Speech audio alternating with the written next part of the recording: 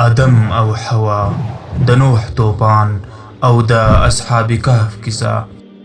دا د ټولو دینونو مشترک او له حقیقت لري کیسې دي چې انسان له ځانه جوړې کړي دي. دا هغه انځور دی چې ملحدینو له دینونو څخه اخیستی دی. داسې انځور چې موږ ته دا خبره کوي چې دین یوازې یو وهم او ګمان دی او انسان دغه دینونه له ځانه جوړ کړي دي. له ځانه جوړ دین او له ځانه جوړې داسې اسطورې او کیسې چې تر شا یې هیڅ حقیقت نشته. دغسې کیسې انسان هغه مهال له ځانه جوړې کړي چې له کائناتو او د هغو له راخوالي څخه په هیبت او ډار کې شو. که خبره دغسې وي نو اوس پوښتنه دا ده، انسان ولې دینونه له ځانه جوړ کړل؟ انسان ولې خپل معبود جوړ کړ؟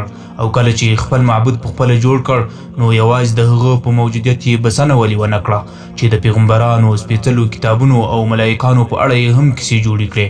او له دې هر څه وروسته یې پر خپل ځان داسې قوانین، مکلفیتونه او عبادتونه ولې لازم کړل چې د هغو کوونکي ته په بدله کې جنت ورکول کیږي او پرېښودونکي ته یې د جهنم په اور سزا ورکول کیږي؟ انسان ولې د بندګۍ رسم رواج ته غاړه کېښوده؟ ولې د یو پوه او حکمت لرونکي رب په وړاندې انسان د رکوع او سجدې د اړتیا احساس وکړ؟ آیا یوازې له کائناتو څخه ویره، یا د تندر له غږ څخه ډار، او یا د طبیعت په اړه ناپوهي د دې هر څه لامل کیدی شي؟ خو هغه حقیقت چې د دینونو د تاریخ پوهانو پرې اجماع کړې ده او ټول پرې متفق دي، هغه دا دی لکه دکتور محمد عبدالله دراز چې په خپل الدین نومي کتاب کې ویلي. حقیقت دا دی داسې انساني ټولنه نشته چې په نړۍ کې دې راڅرګنده شوې وي، ژوند دې تېر کړی وي او بیا دې له منځه تللي وي، خو د انسان د جوړښت او پایلې په اړه یې دې فکر نه وي کړی. د کائناتو د پدیدو، ښکارندو او پیښو پر لاملونو یې غور نه وي کړی او د دغو مسایلو په اړه یې خپله ځانګړې رایه نه وي لرلي. دا هغه څه دي چې د دین له پدیدې یا ښکارندې څخه یوه پیاوړې چاره جوړوي. دغه راز دین د بشریت په تاریخ کې ژور ننوتلی ثابتوي، بلکې دین پخپله د بشریت د لرغونتوب په څېر یو لرغونی شی ګرځوي، د عقل له دردونو څخه تېښته.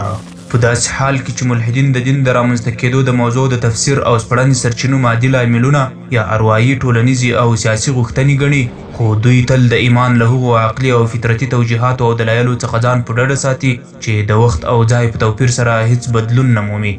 لکه انسان چې تل اسمان ته تنده احساسوي، دغه راز بندګۍ ته تلوسه او شوق لري، او همدارنګه هغه دلیل چې موږ ته یې کائنات پخپله راکوي چې دا کائنات یو خالق په دې انتهایی دقت او باریکۍ سره جوړ کړي دي. دغه هغه دیني احساسات دي چې د انسان په داخل کې پټ او د بشریت د ټول تاریخ په اوږدو کې غځېدلي دي. دغه داسې احساسات دي چې له انسان څخه هیڅ نه بیلیږي، که څه هم هر څومره په علم او نوښت کې پرمختګ وکړي او جنسیت، هیواد او علمي درجه یې بدله شي، خو ملحدین د دغو احساساتو د شتون د لامل په اړه بې ځوابه دي او هیڅ ځواب نه لري. بې دینانو د دین د ښکارندې د تشو او دین ته د انسان د احساس د ختمولو لپاره هڅې کړي دي او له هر ډول احتمالي انګېرنو څخه یې کار اخیستی دی.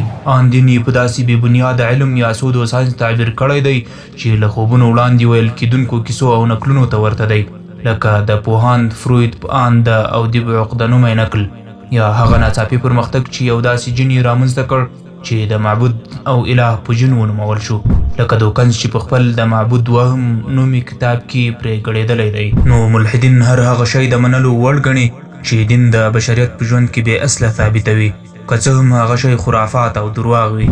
خو دا باور چې دغه دین هغه حق دی چې د الله تعالی لخوا را نازل شوی دی، دا خبره نو بیا ملحدین هیڅکله د منلو وړ نه ګڼي. تیر ایستونکی ډارونی ملحدین د دینونو پر ضد د جګړې د سپېڅلي ماموریت لپاره خپلې وسلې په دې خبره تېروي چې ګواکې دینونه د عقل پر خلاف کړنې او تمرینونه دي. دا کړنې د غوا، ډبرې، ونې او انسان د بندګۍ په بڼه راڅرګندېږي. نو ملحد له دغو کړنو څخه دا پتې چې الله تعالی نشته. که څه هم حق دین د دې لپاره راغلی دی چې انسانان د خپل عقلونه وکاروي او هغه ګمراهۍ دې پرېږدي چې له مخې له الله تعالی پرته د بل چا بندګي کیدی شي، خو دا خبره د دغو ملحدینو له عقلونو ورکه او پټه شوې ده. دغه حق دین یعنی اسلام یوازینی دین دی چې غواړي بندگان د بندگانو له بندګۍ وباسي او د بندگانو د رب بندګي ته یې بوځي. غواړي بنده پر دې خبره پوه کړي چې د انسان په څېر د بل هر مخلوق بندګي باطله او د منلو وړ نه ده. دغه راز غواړي بندگان بت، ډبرې او حیوان ته له سجده کولو او یا له قبر څخه له طواف کولو منع کړي. الله تعالی فرمایلی: قل اتعبدون من دون الله ما لا يملك لكم ضرا ولا نفعا والله هو السميع العليم. دوی ته ووایه آیا تاسې له الله تعالی پرته د داسې شي بندګي کوئ چې تاسو ته د ګټې او ضرر رسولو کوم واک نه لري؟ داسې حال کې چې د هر څه اورېدونکی او پر هر څه پوهېدونکی خو یوازې الله تعالی دی. اسلام د دې لپاره راغلی دی چې انسان له دغو خرافاتو څخه آزاد کړي او له تیارو څخه یې د رڼا لوري ته وباسي. د ملحدینو دا دعوه غلطه او ناسمه ده چې د دین رامنځته کولو ته د انسان هڅونکی او انګېزه د کائناتو په چاپېریال کې د طبیعت له پدیدو څخه ویره وه، لکه برېښنا، تندر، دردونه، ناروغۍ او مرګونه. که په رښتیا هم انسان معبود ته په دې خاطر اړتیا لرلی چې له دې ویرې څخه په امن کې شي، نو آیا انسان به بیا یو بشپړ دین ته اړتیا درلودی؟ آیا داسې قوانین او بندګیو ته به اړ و چې دی پرې د امن او تسلۍ احساس وکړي؟ بله دا چې انسان ولې یوازې د دین د پیدا کولو تر پولو ونه درېد؟ ولې اوامر او نواهی، بندګۍ او قوانین جوړ او رامنځته کړل؟ آیا دا عقل مني؟ هغه انسان چې د راحت او آرام په لټه کې دی، د ویرونکو شیانو په تیښته دی او له رازونو او پټو څخه نفرت لري او کرکه ترې کوي، آیا هغه به داسې غیبي دین جوړ کړي چې له امله یې خپل ځان په آخرت کې د سزا له ګواښ سره مخ ومومي او پر دې مکلف یې چې د خپل نفس راحتونه او د بدن خوندونه پرېږدي؟ په لمانځه، زکات او جهاد ورته امر شوی وي، له ظالمانو سره په جنګ خپل مال او نفس لګولو مامور وي. بله دا چې کله انسان د چاپېریال له دې پدیدو سره اشنا شو، نو دین بیا ولې پټ او ورک نشو؟ دین د وضعي فلسفو له راڅرګندېدو وروسته ولې ختم نشو؟ دین له هغه وروسته ولې له منځه نه لاړ چې انسان په خپل چاپېریال کې د شیانو پر علمي تفسیر برلاسی شو؟ آیا ملحد دا دعوه نه کوي چې علم ټول رازونه کشف او ټولې پوښتنې یې ځواب کړي دي او دین ته نوره اړتیا نشته چې دغه ماموریت دې پر غاړه واخلي؟ نو علم ولې د انسان د کائناتو په اړه پوښتنو ته ځواب ونه وایو؟ د دې لامل څه دی؟ هر څومره چې انسان د خپل طبیعي چاپېریال په اړه پوهه زیاته کړي، نو د طبیعت او کائناتو په وړاندې د ماتې او عاجزۍ احساس نور هم پراخ شي، پوښتنې نورې هم زیاتې شي او داسې یو تفسیر ته اړتیا ولیدل شي چې د مخلوقاتو او پیدا شویو کائناتو له پولو بهر وي.